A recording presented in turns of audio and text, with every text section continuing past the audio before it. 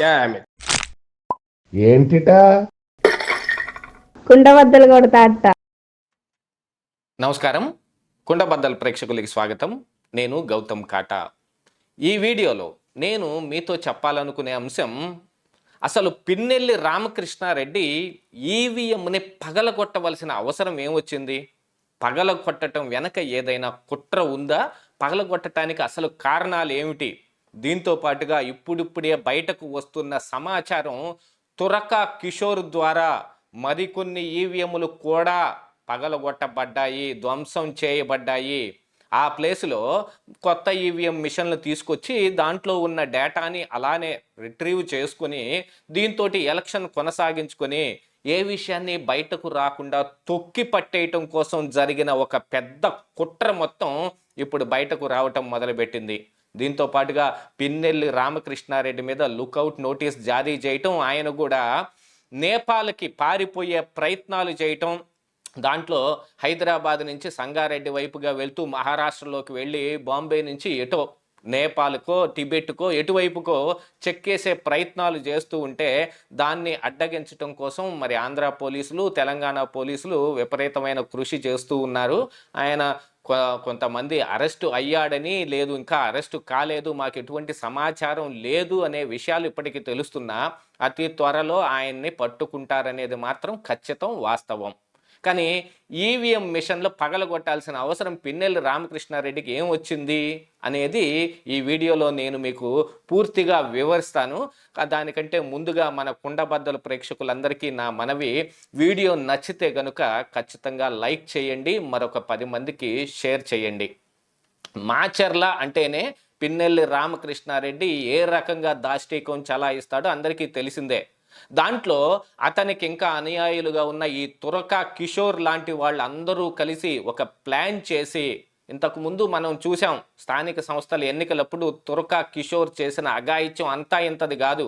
అయినా కూడా ఆయన ఆ స్థానిక ఎన్నికల్లో ఆయన పాల్గొనటం, ఆయనకు మంచి పదవి రావటం, ఇంకా తొండ ముదిరి ఊసర వెళ్ళైనట్టుగా వాళ్ళు ఇలాంటి విపక్ష నాయకుల మీద దాడులు చేసేదానికి పెచ్చుమీరిపోయి అసలు ఈవీఎంలు బద్దలు కొట్టేసేదాకా వచ్చారు.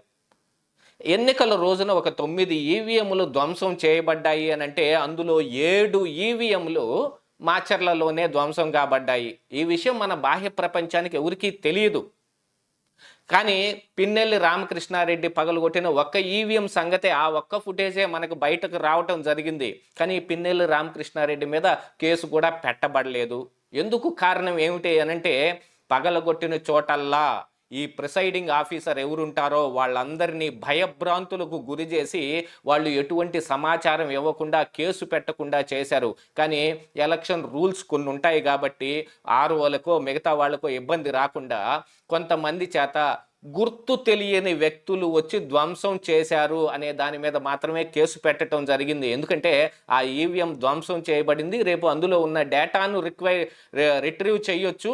కానీ ఇప్పుడు ఎలక్షన్ ముందుకి కొనసాగాలంటే మరొక ఈవీఎంని తీసుకొచ్చి పెట్టాలి. కేవలం దానికి అడ్డంకు పడకుండా ఉండటం కోసం గుర్తు తెలియని వ్యక్తులు ధ్వంసం చేశారనేది చెప్పారు. కానీ ఏ విధంగా బయటకు వచ్చిందో తెలియదు. కానీ అతను టైం బ్యాడ్ అనే అనుకోవాలి. పిన్నెల్లి రామకృష్ణారెడ్డి పగలగొట్టిన ఆ పాల్వాయి గేటులో ఉన్న 202 బూత్ నెంబర్తో ఉన్న సీసీ ఫుటేజే బయటకు వచ్చింది.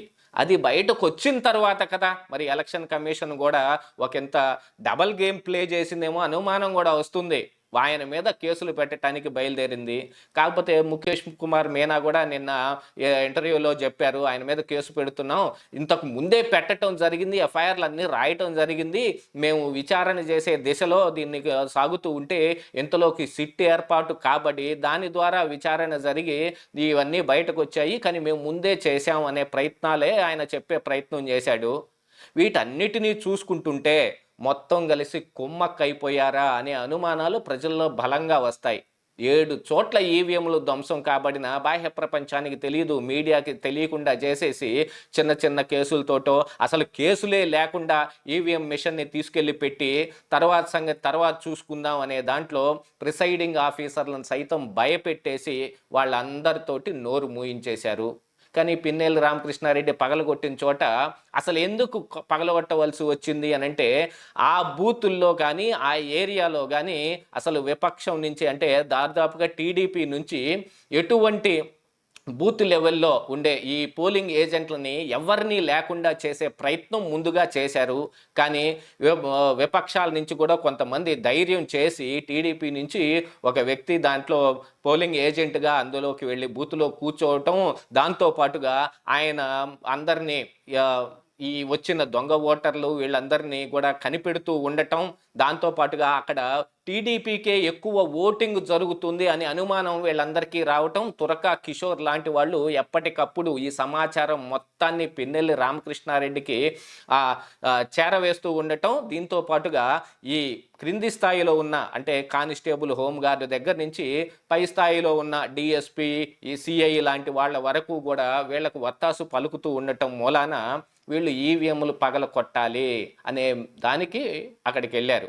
ఆ పగలగొట్టేసి అక్కడ నుంచి భయభ్రాంతులకు గురి చేసి ఎవరు రాకుండా చేస్తే ఓటింగ్కి తరువాత సంగతి తరువాత చూసుకోవచ్చు, ప్రిసైడింగ్ ఆఫీసర్ని బెదిరించడం వాళ్ళ చేతిలో పని కదా, కావలసినవన్నీ నొక్కోవచ్చు. ఎక్కడ దీనికి అడ్డంకు పడకుండా ఉండటం కోసం పోలింగ్ ఏజెంటుల్ని అసలు బూతులో లేకుండా చేయాలటం కోసం ఈ పని చేశారు. పగలగొడితే వాళ్ళు రిటర్న్ కౌంటర్గా వీళ్ళ మీదకి రెచ్చిపోయి వస్తే వాళ్ళ తలకాయలు పగలగొట్టడం, కాళ్ళు ఎరగొట్టడం, లేకపోతే ఊరు నుంచి ఎళ్ళగొట్టేయటం చేస్తే ఇక ఆ బూత్లో పోలింగ్ ఏజెంట్ ఎవరూ లేకుండా తర్వాత రిగ్గింగ్ చేసుకోవచ్చు అని ఒక కొత్త ఎత్తుతోటి దీన్ని పగలగొట్టేసి అంతా మన చేతిలో పనే కదా, మరొక మిషన్ తీసుకొచ్చి పెడతారు. ఆ తరువాత దీని మీద పగలగొట్టినందుకు కేసు ఏమవుద్ది అని అంటే గుర్తు తెలియని వ్యక్తులు అని అంటే పోలీసుల తర్వాత ఏ రేంజ్లో పనిచేస్తారో మనకు తెలుసు. కోర్టులో జడ్జిల తీర్పులనే విమర్శిస్తూ వాళ్ళందరి మీద దూషణ చేస్తూ కొంతమంది సోషల్ మీడియాలో పోస్టులు పెట్టిన సిఐడి ఎవరిని పట్టుకోలేకపోయింది.